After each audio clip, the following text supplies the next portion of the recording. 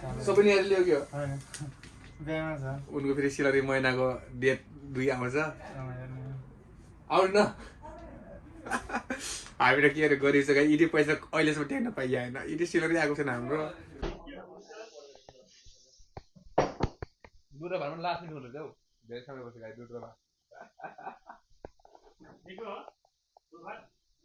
मिठो कमलेशले गाउँदैन खतरा केटा फेरि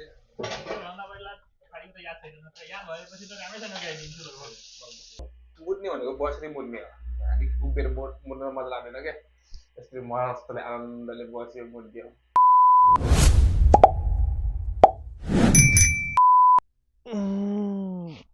hello guys good morning welcome to my new vlog यो चाहिँ मेरो सेकेन्ड भ्लग सबैजनालाई स्वागत छ मेरो दोस्रो भ्लगमा म अहिले 11 बजिसक्यो तर अहिलेसम्म पनि उठेको छैन बाहिरतिर घाम झलमल भएको छ कोही पनि छैन साथीहरू सब काममा गएको छ आमामा घाम लागेर बाहिर त बाहिरको मौसम त के यस्तो पुरा सब क्लिन छ गाइज आमामा सो गाइज आजको भिडियो सुरु हुँदैछ बिहानको 11 बजेदेखि आज चाहिँ मेरो काम थिएन अनि काम नभएर म सधैँ यही टाइममा उठ्छु कि काम भए चाहिँ म बिहानै 8 बजी उठेर काममा गइहाल्छु म चाहिँ भर्खर उठेको मैले चाहिँ यस्तो लगाएर सुत्छु राति सुत्दाखेरि चाहिँ यस्तो यो नयाँ कपडा लगाएर सुत्छु सबै खाली छ रुमहरू कलेज जानेहरू चाहिँ कलेज गएको छन् बाँकी मेरो रुमको 2 जना चाहिँ काम गएको छन् आज मेरो बिहान काम थिएन त्यही भएर अहिलेसम्म सुत्यो सबसे पहले तो हम फ्रेश होता है फ्रेश यस्तो छ हालत हालत बहुत खराब है भाई बहुत खराब है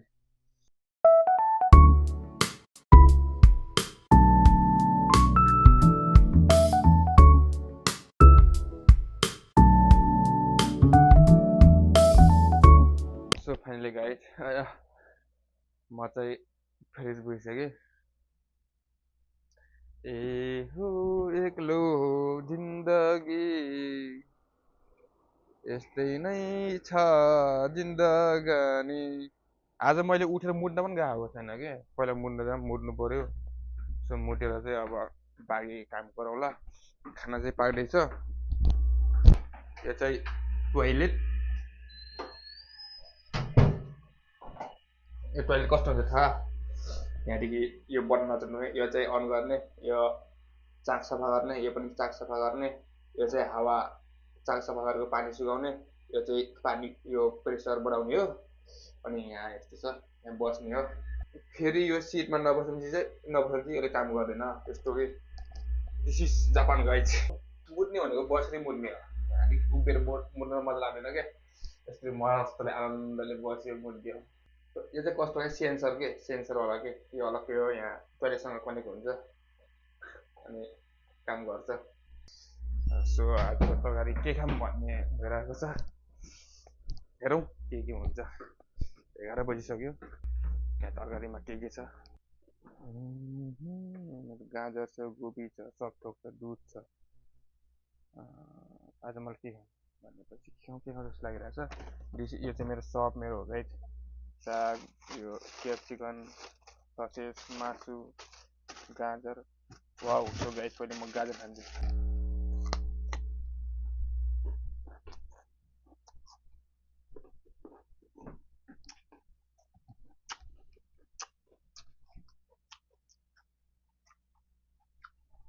गुलियो छैन भने के हो यस्तो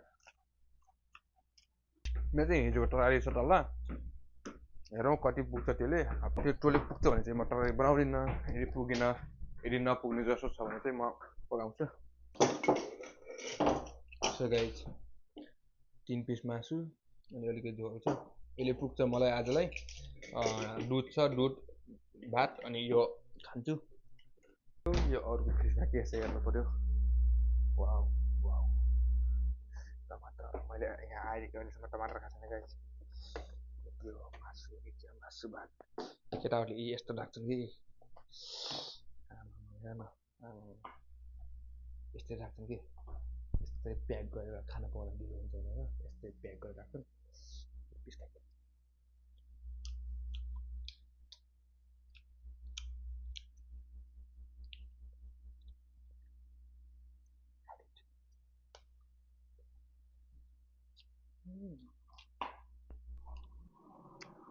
हाम्रो चाहिँ अब बिस्तारै घाम चढ्न सुरु गरिसक्यो गाइस अस्ति दिन चाहिँ पानी परेको थियो अनि त्यहाँदेखि चाहिँ पुरा घाम सुरु भइसक्यो कि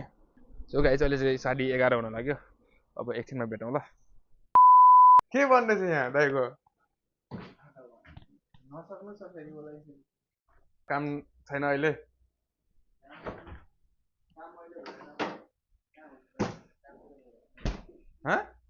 मैले भएको भए त म कामतिर भइरहेको अहिले जाने हो कि भन्ने कुरा हो सो गाइस मैले चाहिँ 3 दिन भयो पकाएको 3 दिन बन्देलको हो त्यसलाई पठाइदेऊ न 3 दिन भइसक्यो अब यससँग खाने हो आज सकिन्छ होला यस्तै चल्दैछ जिन्दगानी एक दिन पऱ्यो 3 दिनसम्म खायो सेन्सेको भजन सुन्यो भर्खर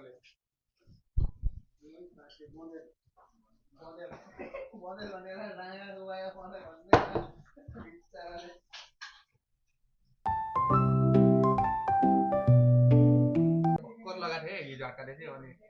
भर्खर लगाएको थिएँ दिन पऱ्यो के अरे माथान पऱ्यो तप्तान चाहिँ के लागि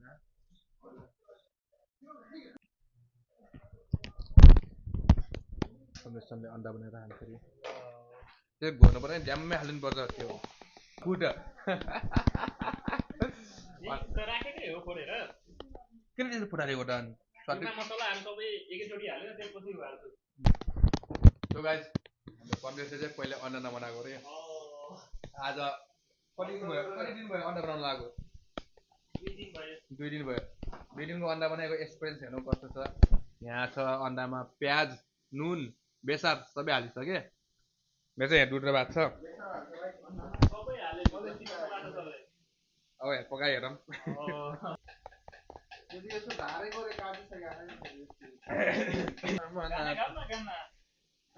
उही लगाया दिल तारौला यहाँ सबले वाह गाइस अन्डा पाकिसक्यो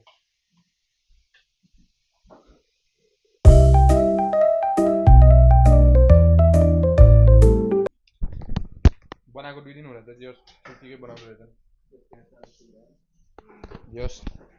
तिमीले प्रगति गर्छौ जिन्दगीमा अन्डा बनाएर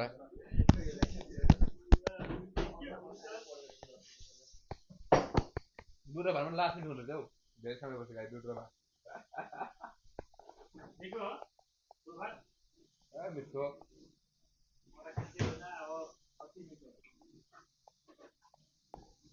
नेपालमा खाए त घरको भैँसीको दुध र भात गाईको दुध र भात खाएर केमिकल हाले के हाले खाना पर्यो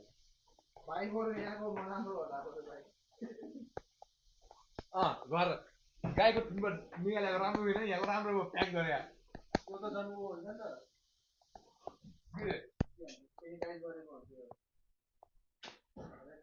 ओरिजिनल हो कि गाईको निस्केको भाइले कन्टेन्ट केही छैन खाना माग्ने दुध भात खाने कमलेशले गाउँछन् खतरा केटा फेरि याद छैन याद भएपछि त राम्रैसँग गाइदिन्छु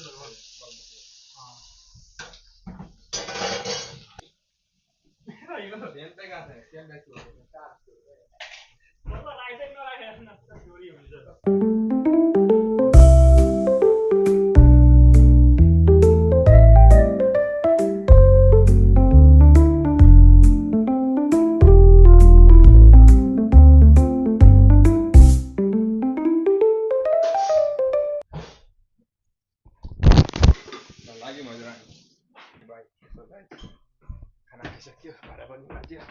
अब रेडी भएर स्कुल जाने कुरा हुन्छ स्टुडेन्ट आएर साइकलमा गुरु उनी कामदेखि आइसक्यो बिराउन आइयो मस्त छ जिन्दगी काम गऱ्यो माटो पैसा छाप्यो जिन्दगी स्कुल ठोके सरकार त होइन तिरै छैन क्या 60,000 तिरै दिइहाल्यो क्या त्यस्तो त 60,000 60,000 अझै तिरे तिमीले तिमी कति तिर्यो म 1 लाख तिरेँ म 60,000 तिरेँ त पहिला 30 अनि फेरि 40 1 लाख म पछि तिरेन नि त्यो 30 मात्रै बुझायो ए 30 मात्रै बुझाएको अब 40,000 तिर्ने हो कति हालेर पैसा कन्याले ल्याउनु पैसा गाई जानु पैसा म कति कति तिर्ने स्कुलमा 1 लाख रुपियाँ बिहेरी हुन 1 लाख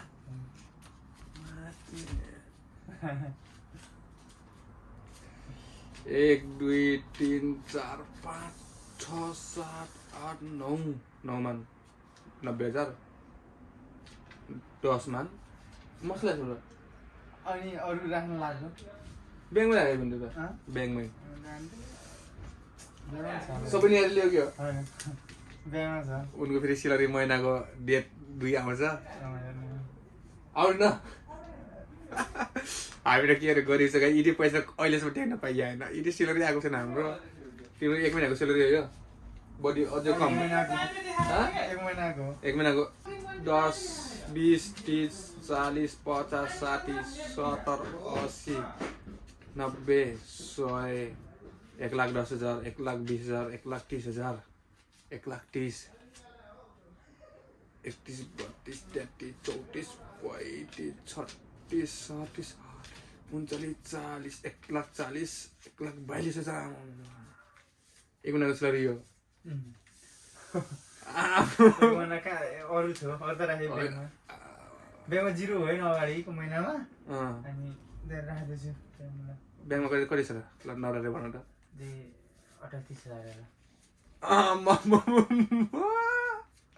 हावा खाएका छ हावा खाने जापानको पैसाले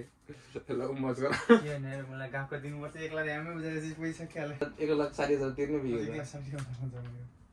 अनि अर्को महिना पठाउँदिन नि त म हाल्दिनँ नि त अनि फेरि अर्को महिना पठाउँछु महिनामा गचक गचक 1,50,60 सेलरी आयो